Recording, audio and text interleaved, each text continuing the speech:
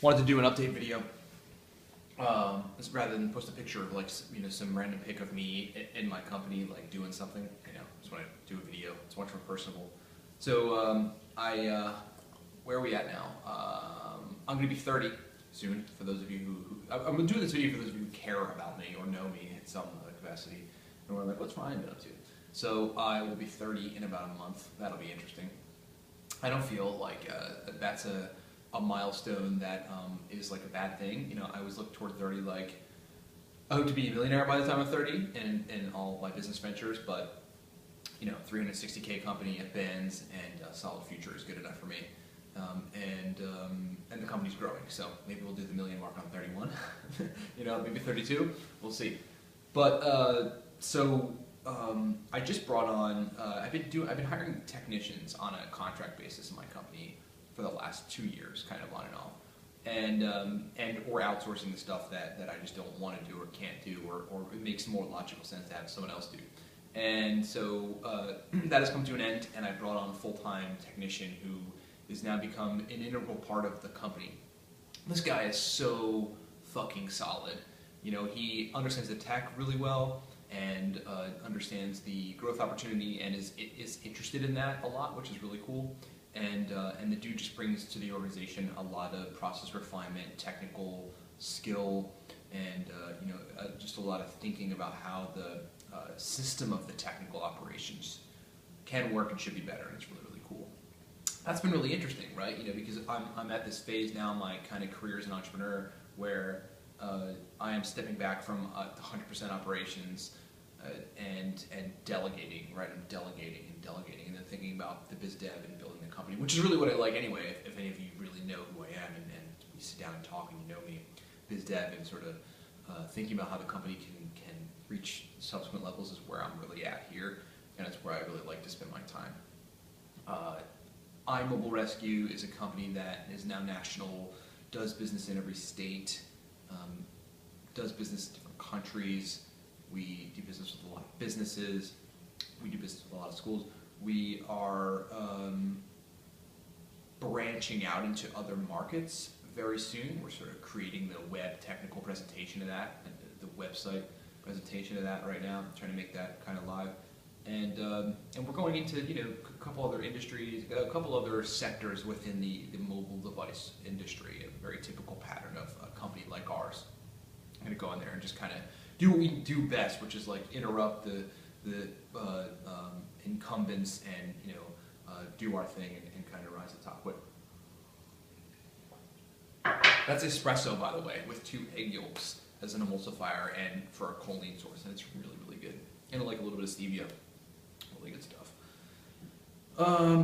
So that's that. For those of you who have heard me talk about startup cell technologies and the kind of next company of being performance tech stuff, that's still happening. It just takes a long time, and it's going to take like $1 million in R&D, maybe less. But I know we're going to have to do like clinical studies. We're going to have to do all types of stuff. For those of you who don't know, it's the company that I'm working on next will be basically a thing you put on your head that makes your brain function better. I don't want to get too much into details about how that's going to happen, but it's going to happen really interestingly. And then also actual technology that is facilitator of productivity for executives and for entrepreneurs, just people who are just diehard productivity maniacs and who like to get things done and need performance to be optimal to get stuff done. Like it's going to be building tech around that stuff. Very interesting kind of thing. And I think it aligns with a new, this focus these days on performance and longevity and health around productivity, and that being the sort of orientation you take to be productive. And so I think it'll be a company that fits right into how people are thinking around the time that now, and then how around the time when it really starts to, the products start to get in people's hands and things starts to launch, and that'll be in a couple of years. But it's going to take a lot. I sit and think about it every day and go back and forth. Well, do I raise $1 million for this? Like, should I try to save $1 million for that? That's going to be possible, but it's going to take longer than raising money. And so I don't like the idea of having a venture capitalist have any control, and I want to make sure I maintain control over my company, because this company is going to be like super passion project, whereas other companies I've started in the past, may have been cool and I like them and I like certain elements of them, particularly biz dev. It's always been facilitative, right? Facilitative of the sort of next thing, creating my own venture capital to invest in that company and or other companies. So I think it's a good idea if you don't want to go the VC route or an angel route, or if you just don't have access to those kind of resources. Or if the ticket to get in is just so ridiculous, you like don't want to put on a dog and pony show for people you're probably smarter than. And so that's that. That'll be an interesting company that's coming. It's just going to take some time. And we're going to build out the company that I'm in, continue to build, maybe sell it in 5 years, or if not, just establish it as a leader as more of a leader in the sectors of the industry that we attack, and just have that continue to compound from there. Food-wise, I've been experimenting with a lot of different eating protocols. I've landed at one that I think, of course, fits for me, and it's kind of interesting, right? Like everything I do as an entrepreneur, I have to basically hack everything around me to make it so that I can function really well. And food is like the thing I've been working on for years, but now like it's so refined and so good that it's kind of where it is for a while. It's where it'll be probably for the foreseeable future. I can't see many other things being cut out. I could probably see some other good foods coming in, but I basically eat a meat, vegetable, and tuber kind of eating protocol. A little bit of fish, and that's it. Like my breakfast is bacon and eggs, right? And bacon is good in a particular quantity. There's good monounsaturated fats. There's good saturated fats there, which you need to a certain extent. And then I'll like eat two or three slices of bacon in the oven, because frying it could create these polycyclic aromatic hydrocarbons that potentially mess up DNA and could become carcinogenic. So does burnt meat. Does the sort of same thing. So don't burn your meat. Don't do the charcoal burning. It's not healthy. So there's that, and then a sweet potato with breakfast as well to get some carbohydrates, like 40 grams of carbs. But then I'm adding plantains to my breakfast lately, which has been pretty awesome. Like I have an enormous amount of brain energy as a result there, like the glucose uptake in my brain in a consistent basis, because it's just evenly distributing it. So it's not a high GI food, high glycemic index food.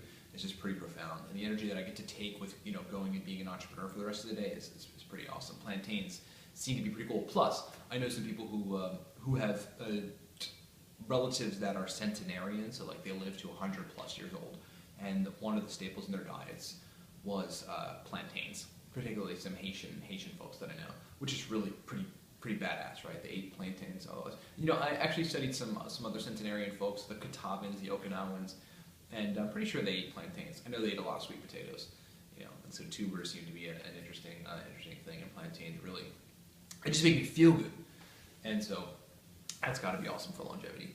My lunch is like a salmon salad with a bunch of vegetables, carrots, onions, and some avocado and green lettuce, and every now and then maybe like a sweet potato or plantain with that, but I'm just sticking with the salad lately. And then dinner is like a grass-fed steak or fish. Very minimally chicken, because chicken's got a lot of omega-6 oils, and chicken's not as healthy as people think, especially if you eat it excessively, and certainly not as nutritious as red meat. Red meat is far more nutritious than a piece of chicken. And so it's like a grass-fed steak kind of deal, once a week, once or twice a month, potentially I'll do like a beef liver, which tastes fucking horrific, but it's loaded with a lot of good stuff. And then some other kind of tuber deal, which is mostly plantains and sweet potatoes and or yucca root, and maybe like a little bit of steamed carrots or something, and maybe some lettuce with whether it's an avocado or something, just getting the vegetables in for night. And then that's it. I eat 3 meals a day. Like I do not snack anymore. I can't really take the neurological performance hit when I snack, because I think that inevitably is what happens. You will take a performance hit if you snack the wrong stuff. Unless you're snacking another meal consisting of some of the things that I said, which are good for my body particularly and most people, then you're going to be too full and the energy is going to be in your stomach, and that's going to be difficult to deal with, especially if you want speed and processing and the ability to really process well. That's that. I mean, I've cut out so much food because of allergic reactions. Like I know this sucks shit, but I can't eat chocolate. Chocolate gives me dermatitic kind of responses. I can't eat dairy. Dairy gives me also dermatitic responses, skin responses, unpleasant skin responses. And then can't eat nuts. I'm allergic to a certain kind of nuts. It's either nuts or I've yet to really consume some like super organic, directly from nature.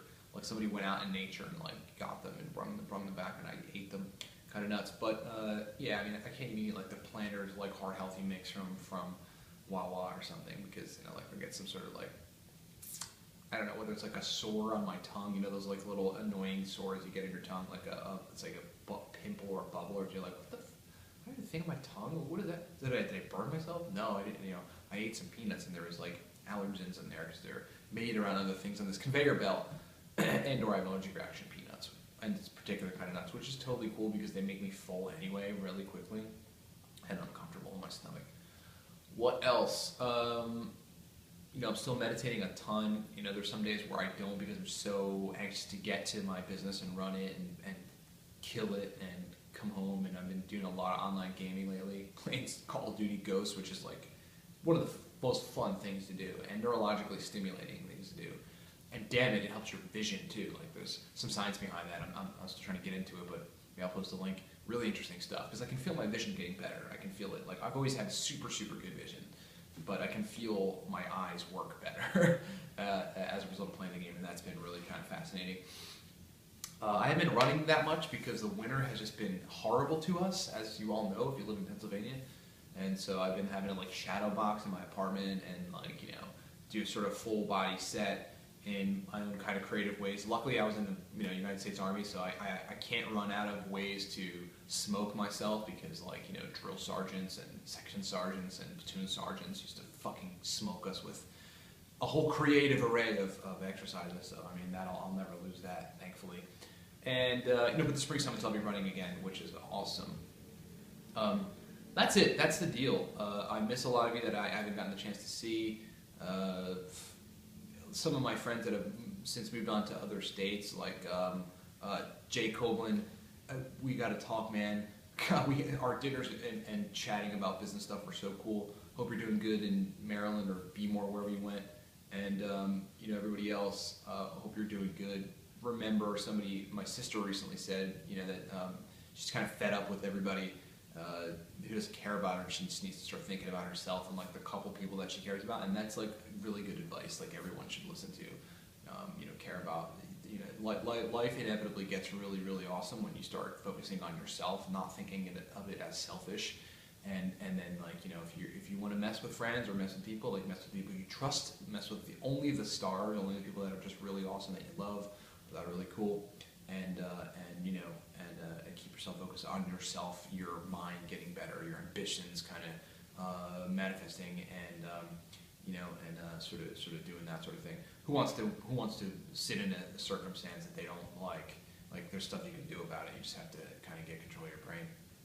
And I guess that's it.